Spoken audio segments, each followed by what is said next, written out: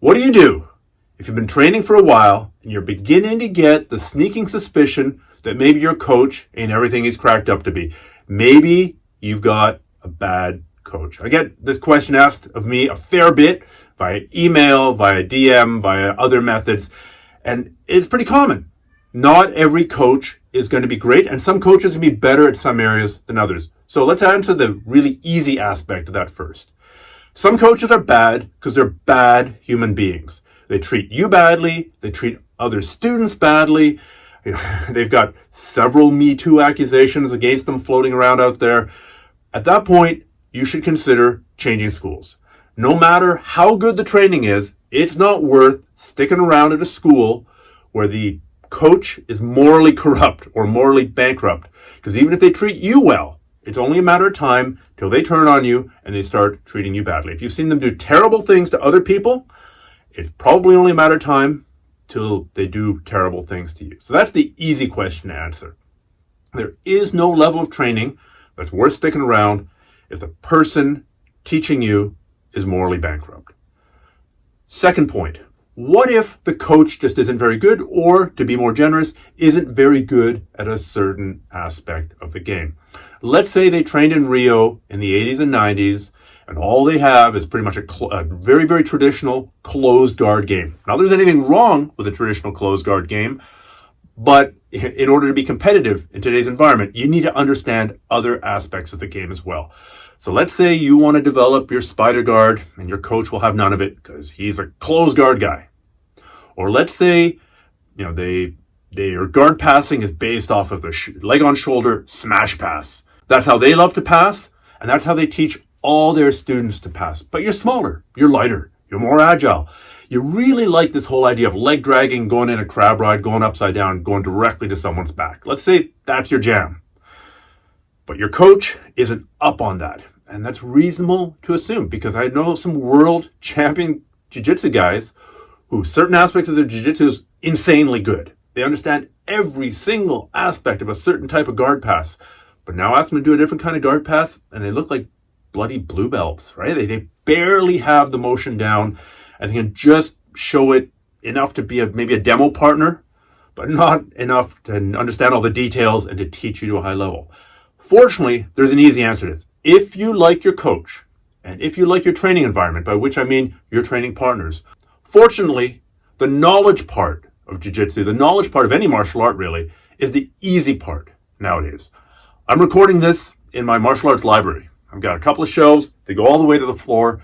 They're both completely full. So this is a bit of an old school approach to things, but 100 years ago, 200 years ago, 1,000 years ago, you didn't have access to all these books. And you know what? Since books, there have been a few more technological revolutions. They're DVDs. You want to learn something, anything? They're DVDs. They're online programs. They're apps. There's YouTube. There are free instructionals out there if you got absolutely no money, or you think that somehow going completely free is a better use of your time. God bless you. Go for it. There's no shortage of information. What there is a shortage of is training partners and the willingness or the time to spend drilling something. So let's go back to this hypothetical example where you like your coach, you get on well with them, but they're old school. They were brought up in Rio in the 80s. They don't understand any of this newfangled berimbolo stuff, this inverted, reverse De La Riva stuff. They haven't stayed current, but you like them and you like your training partners. Awesome. Find an instructional, whether it's an instructional series online, whether it's something that you like on YouTube, whether it's a book, and grab a training partner and systematically work through whatever progression there is. In the old days, people just used to show a technique here and a technique there. Fortunately now, there's a higher expectation that in addition to content, the actual techniques, you're also going to get context, how the techniques fit together, where you should, if you do one technique and that fails, where you should go to do your follow-up techniques, how you can counter your opponent's counter. If they're bigger, you do this. If they're smaller, you do that. If they go left, you do this. If they go right, you do that. If they just stall, here's another thing you can do. So there's an appreciation now of context and the importance of context.